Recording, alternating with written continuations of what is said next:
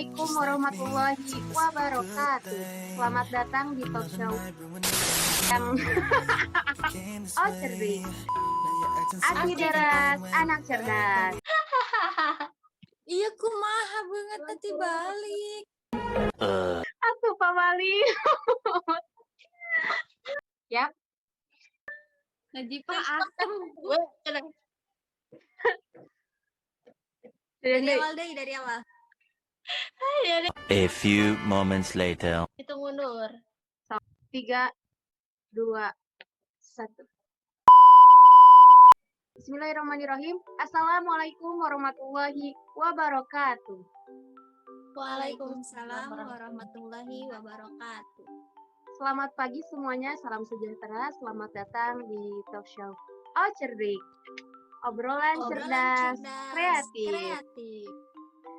Obrolan ini kita bungkus dengan semenarik mungkin tanpa harus searching lagi. Karena obrolan yang kami sajikan sudah dijamin lengkap, Terbaru dan tentunya seru. Oke, pada talk show kali ini kita kedatangan dua narasumber yang sangat luar biasa nih.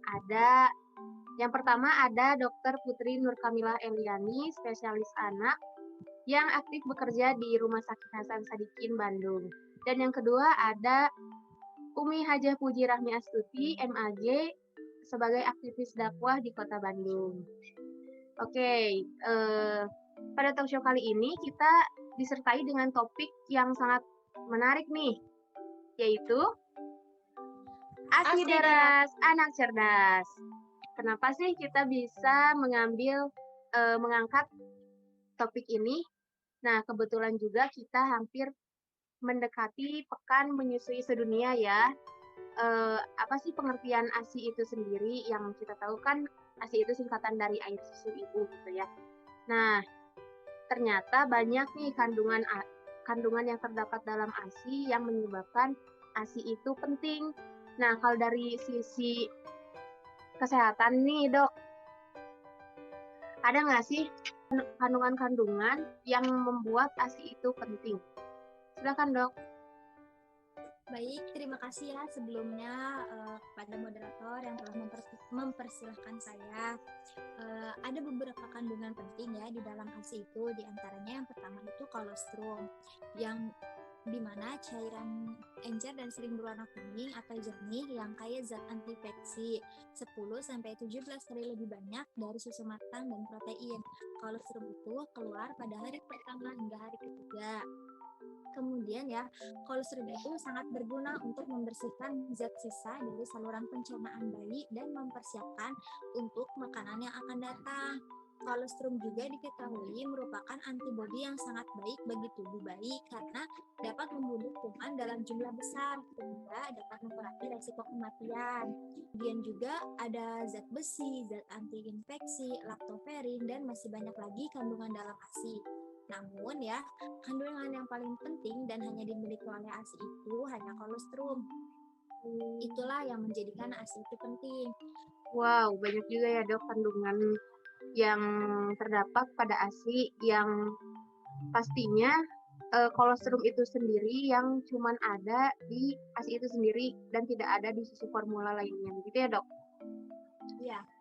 Nah, sekarang mau tanya nih ke Umi, gimana nih Mi? Umi diam-diam aja nih Mi.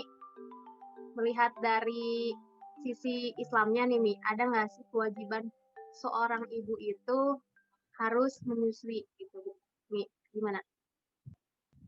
Ya tentunya ada ya. Kita bisa lihat dalam Quran Surat Al-Baqarah ayat 33 yang dimana artinya itu para ibu hendaklah menyusukan anak-anaknya selama 2 tahun penuh, yaitu bagi yang ingin menyempurnakan penyusuan.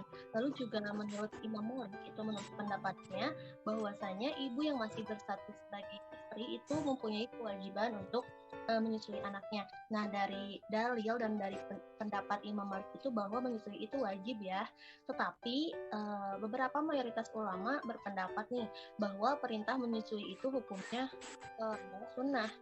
Jadi maksud sunnah di sini itu bagi ibu-ibu yang memang dia ingin menyusui anaknya, namun dia memiliki hambatan ya, seperti misalkan kesehatannya gitu, dia terganggu kesehatannya gitu, mempunyai penyakit Atau biasanya seperti ibu-ibu yang biasanya nih ya, yang misalkan habis operasi payudara gitu, itu biasanya tidak memungkinkan gitu untuk menyusui. Nah, Iya. makanya ketika seorang ibu itu memiliki kendala seperti itu hukumnya menjadi sunnah.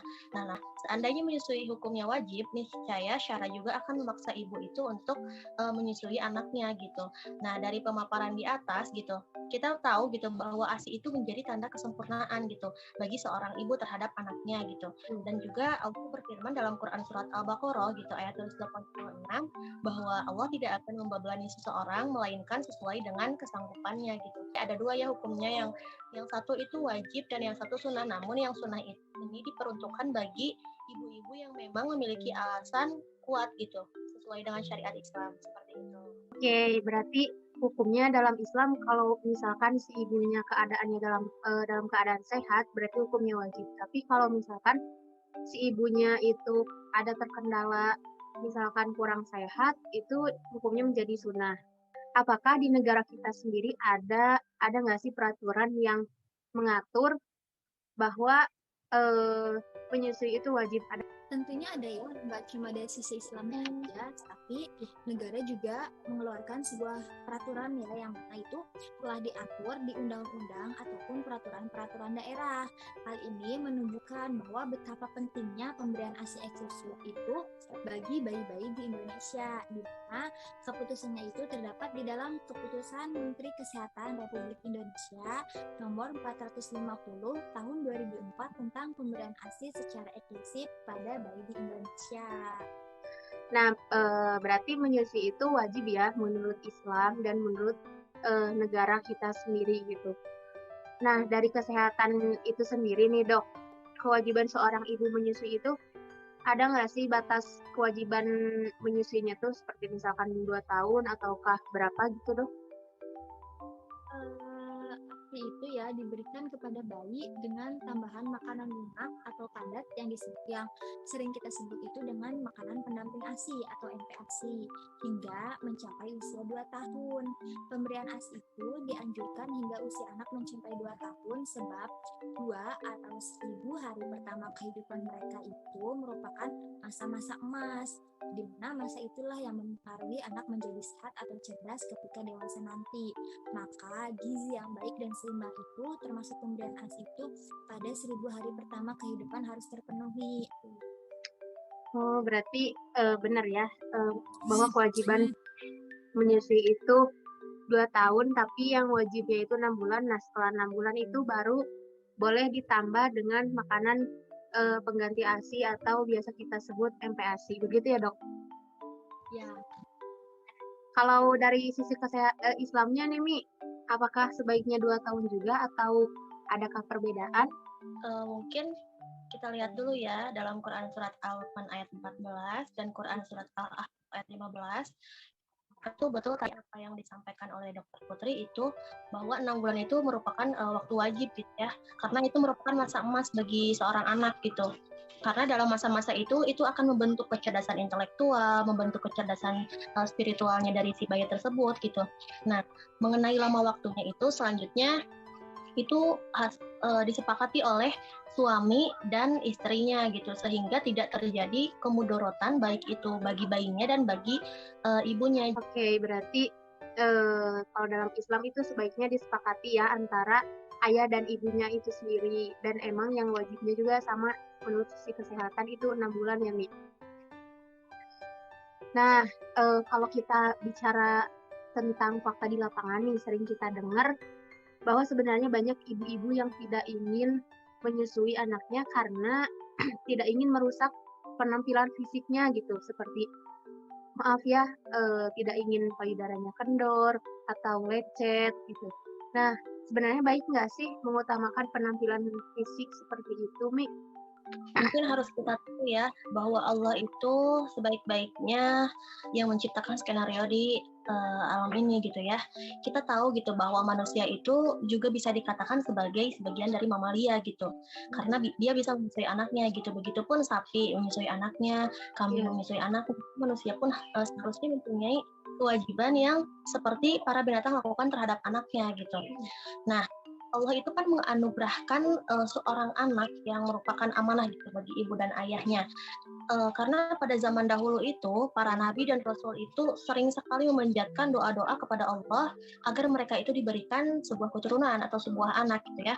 Seperti Nabi Ibrahim alaihissalam dalam Quran surat As-Saffat ayat 100, lalu juga Nabi Zakaria yang tercantum ceritanya dalam Quran surat Ali Imran ayat 38 gitu, dan Quran surat Al-Furqan ayat 74. Jadi ketika kita sekarang nih seorang ibu-ibu yang sehat walafiat gitu ya, terus dikasih sebuah anugerah amanah yang begitu besar dari Allah Subhanahu wa taala, seharusnya kita mensyukurinya gitu dengan cara kita menjalankan tanggung jawab kita sebagai seorang ibu gitu. Ketika di luar sana ada ibu-ibu yang ingin menyusui namun dia tidak bisa gitu. Lalu ketika di luar sana ada ibu-ibu yang ingin memiliki anak namun dia tidak bisa. Nah, mengapa kita sebagai ibu yang sehat lalu mempunyai anak tapi kita tidak menjalankan tanggung jawab kita gitu. Nah, maka status ibu-ibu ini bisa dibilang hianat gitu, karena dia telah mengkhianati apa yang Allah beri gitu kepada kita. Seperti dalam Quran surat Al-Anfal ayat 27 yang artinya, wahai orang-orang yang beriman, janganlah kamu mengkhianati Allah gitu dan Rasul. Dan ingatlah, janganlah kamu mengkhianati amanat yang dipercayakan kepadamu, sedang kamu mengetahui. Jadi ini teguran ya bagi ibu-ibu yang sehat gitu dan tidak mau menyusui anaknya. Lalu juga status kedua bagi ibu-ibu yang tidak mau menyusui itu juga bisa disebut sebagai perusak karena dia tidak mau memberikan ASI, sedangkan di dalam ASI itu kita ketahui ya tadi yang telah disebutkan oleh Dr. Putri bahwa ada kandungan yang sangat Masya Allah luar biasa gitu ya, yang hanya terdapat di dalam ASI gitu. Nah, ketika kita tidak memberikan ASI itu, maka kita telah merusak bayi tersebut gitu, karena pada masa-masa bayi itu merupakan masa emas ya, yang nantinya bayi itu akan terbentuk tadi kecerdasan intelektual, kecerdasan spiritual. Ketika tidak diberi ASI, maka kecerdasan itu akan berbeda gitu ketika kita tidak memberikan ASI gitu. Nah, seperti itu mungkin ya. Oke, berarti jatuhnya kalau si ibu itu tidak mau menyusui itu kayak hianat gitu ya, Wi? Iya, betul. Karena itu kan amanah gitu. Iya, Harusnya mana ya? kita mempercayakan apa yang Allah kasih ke kita gitu. Kita harus Betul, jaga betul. itu. Jangan sampai gitu seorang ibu itu tidak mau menyusui anaknya karena banyak sekali manfaat yang ada di dalam ASI yang tidak ada dalam susu formula gitu ya, Dok ya. Kebetulan ini ada banyak DM yang masuk ya di Instagram kami. Saya rangkum aja ya pertanyaannya, dimulai dari yang terbanyak aja nih. Banyak yang menanyakan kalau gimana sih kalau keadaannya si ibunya sehat dan ingin menyusui, tapi si ASI itu nggak mau keluar, otomatis pemenuhan gizinya juga tidak terpenuhi gitu. Bagaimana sih solusinya nih kalau kasusnya seperti itu? Mungkin boleh dari sisi Islamnya. Ini Alternatif yang pertama itu tadi bisa diberikan makanan pengganti ASI, tetapi itu bagi bayi yang sudah berumur 6 bulan ke atas gitu. Nah, apabila bayi yang masih berumur 6 bulan itu sebaiknya disusukan kepada perempuan lain gitu. Nah, tentunya kita juga harus memperhatikan syarat tertentu gitu pada perempuan yang ingin menyusui anak kita gitu. Misalkan kita perhatikan kesehatannya, kita perhatikan akhlaknya, wataknya, sifatnya gitu. Karena faktor-faktor berpengaruh nggak itu sih? juga iya, itu sangat mempengaruhi pada kecerdasan bayi kita nanti gitu. Nah, juga sebagai suami gitu ya, tentunya juga harus bisa memberitahu istri ketika istri tidak bisa menyusui, maka suami juga harus menyiapkan upah yang cukup gitu bagi perempuan yang akan menyusui anaknya. Betul sekali ya tadi yang dipaparkan sama Umi ya, bahwasannya itu misalkan ibu-ibu yang tidak menyusui itu bisa dipengaruhi oleh beberapa faktor, kayak misalkan seperti ketika dia menyusui itu, maaf ya, putingnya akan merasakan sakit atau pecah-pecah, bahkan nggak berdarah juga kan suka ada ya, ataupun dikarenakan produksi ASI dari ibu tersebut itu kurang sehingga mengharuskan untuk memiliki alternatif lain dalam pemenuhan gizinya. Selain bisa menyusukan anaknya juga, kita bisa ditambahkan dengan susu formula agar gizi dan nutrisi pada bayi tersebut itu terpenuhi, serta biasanya susu formula ini juga diperlukan bagi bayi yang memiliki berat badan rendah atau yang sering bisa kita sebut itu dengan bayi yang lahirnya prematur yang mengharuskan menerima susu formula sebagai tambahan nutrisinya. Tapi tetap ya, itu juga harus dengan sesuai anjuran dari dokter. Tetap ada anjuran dari dokternya ya dok, jadi nggak bisa sembarangan Ya. juga. Apakah kandungan susu formula itu bisa menyamai kandungan ASI itu sendiri nggak sih dok?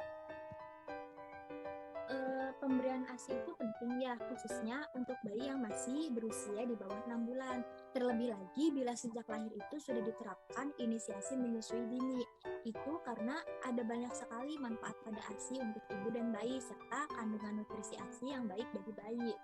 Menariknya lagi ya, kalau kandungan ASI itu tidak berisiko membuat gigi berlubang, sedangkan susu formula itu punya kemungkinan lebih besar dalam menimbulkan lubang pada gigi, karena susu formula itu memiliki kandungan gula yang tinggi.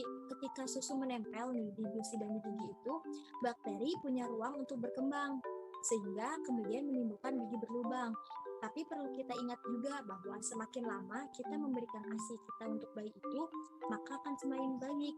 Karena susu formula itu nggak bisa nandingin kandungan yang ada di dalam ASI sendiri, mau semahal atau sebagus apapun susu formula itu. Nah, kalau misalkan nih, apakah boleh dok kalau susu formula itu dicampur dengan ASI? Pada dasarnya pemberian ASI campur susu formula itu untuk bayi terbilang aman ya. Artinya pemberian ASI dan susu formula itu bisa dilakukan secara bergantian. Terkadang ya agak sedikit juga gitu ibu-ibu yang salah mengartikan maksud dari kombinasi ASI dan susu formula. Nah, iya. Kombinasi di sini itu ya bukan berarti kita mencampurkan si ASI dengan susu formula itu dalam satu botol ataupun dalam wadah yang sama. Oh, berarti bukan dioplos gitu ya dok ya? Iya, jangan coba-coba misalkan kayak mau ngoplos Coca-Cola gitu. Nah, dalam berumah tangga nih tentunya perlu adanya saling support antara suami dan istri nih. Apakah dalam proses menyusui anak juga seorang ayah juga berperan penting dalam proses penyusuan ini? Bagaimana Umi? Iya, betul sekali ya tadi yang dikatakan bahwa dalam rumah tangga itu kita tidak akan pernah terlepas dari support gitu ya. Nah, perlu kita ketahui bahwa tugas penyusuan ini bukan hanya menjadi tanggungan bagi seorang ibu gitu, tetapi seorang ayah gitu atau suami juga punya tanggung jawab. Tapi bukan berarti seorang ayah itu juga harus menyusui bayi gitu ya, bukan kayak gitu gitu. Nah, mungkin kita bisa lihat dalam Quran Surat Al-Baqarah ayat 233 gitu ya, bahwa pada dasarnya keputusan mengenai lama waktu penyusuan juga ditentukan oleh suami gitu. Jadi di sini suami berperan untuk menentukan lama tidaknya atau terpenuhi tidaknya nutrisi dan gizi dari si bayi tersebut gitu. Nah juga bukan hanya itu gitu, kita juga bisa lihat kembali dalam ayat ini bahwa suami juga wajib memberikan rizquhunna atau rezeki dan wakiswatuhunna gitu atau pakaian gitu. Jadi ketika tugas ibu menyusui, maka tugas ayah di sini atau suami di sini itu memberikan rezeki gitu, menafkahi ibu gitu, dan juga memberikan pakaian gitu. Nah, kenapa sih gitu seorang suami harus memberikan pakaian? Itu kita ketahui juga ya bahwa biasanya istri ya atau seorang wanita itu ketika sudah melahirkan lalu menyusui, biasanya bentuk fisiknya itu akan ada perubahan gitu ya. Ya, Mungkin melebar ya Mia. Iya, nah kayak gitu mungkin ya, atau jangan melebar, mungkin sedikit berisi. Berisi ya. Betul ya, sangat setuju nih sama apa yang tadi sudah dipaparkan oleh Umi, karena seorang suami atau ayah itu memiliki peran yang sangat penting dalam keberhasilan menyusui sebagai best feeding father. Best feeding father. Itu apa dok? Merupakan peran suami dengan cara memberi dukungan kepada ibu menyusui akan mempengaruhi terhadap pemberian ASI eksklusif. Dukungan penuh seorang suami kepada istrinya dalam proses menyusui bayinya itu akan meningkatkan keberhasilan dalam proses menyusui. Iya ya. Jadi tadi seperti yang udah disebutin gitu, bahwa mood seorang istri itu terpengaruh gitu, bahwa mood itu kan bagian dari psikis kita juga ya. Kalau misalkan psikisnya baik, berarti dari ASI yang dikeluarkan juga akan baik gitu. Nah, ada nggak sih manfaat psikis itu sendiri buat si ibu dan anak, Dok? Manfaat bagi sisi psikologis untuk ibu dan anak itu sendiri. Misalkan untuk sisi psikologis bagi ibunya, setelah melahirkan itu, ibu mengalami perubahan fisik dan fisiologis yang juga mengakibatkan adanya beberapa perubahan psikisnya. Ia mengalami stimulasi kegembiraan yang luar biasa, menjalani eksplorasi dan stimulasi terhadap bayinya, berada di bawah tekanan untuk dapat menyerap pembelajaran yang diperlukan tentang apa yang harus diketahui dan perawatan untuk bayinya. Begitu juga dengan fenomena yang sudah kita tahu gini yang namanya itu baby blues. Misalkan untuk sisi psikologis anaknya yaitu ketika sentuhan awal atau kontak kulit antara ibu dan bayi pada menit-menit pertama dan beberapa jam setelah kelahiran itu diketahui sangat berpengaruh pada tumbuh kembang anak. Inilah yang dikenal dengan bonding attachment. Apa itu bonding attachment, Dok? Bonding attachment itu ya sebuah peningkatan hubungan kasih sayang dengan keterkaitan antara orang tua dan bayi itu sendiri. Oh, jadi ada ikatan batin ya antara bayi sama si ibu itu sendiri. Begitu ya, Dok? Ya. Wow, banyak sekali nih ilmu yang saya awalnya nggak tahu jadi tahu. Karena waktu juga keterbatasan waktu ya. Dan pertanyaan juga udah habis nih. Kita akhiri aja ini pertemuan kita kali ini. Makasih banyak nih dokter dan Umi Puji atas ilmunya. Semoga kita bisa mengambil ilmu gitu dari obrolan kita kali ini. Tentunya bermanfaat juga ya buat para penonton. Nggak hanya untuk ibu-ibu yang sedang menyusui, mungkin untuk calon ibu gitu yang akan menyusui juga bermanfaat. Dan untuk ayahnya juga, calon ayah nih, bermanfaat juga ya tentunya. Oke, makasih banyak nih Umi, dokter. Ya, terima kasih kembali sudah mengundang kami. Ya, Kami lagi. sama-sama. Ini. Oke, kita mungkin boleh diulang lagi ya, satu kali lagi jargonnya sebagai penutup. Boleh? Boleh. Boleh. Oh, cerdik. Obrolan cerdas, kreatif. Oke, kita tutup aja ya dengan bacaan hamdalah. Alhamdulillahirobbilalamin. Wassalamualaikum warahmatullahi wabarakatuh.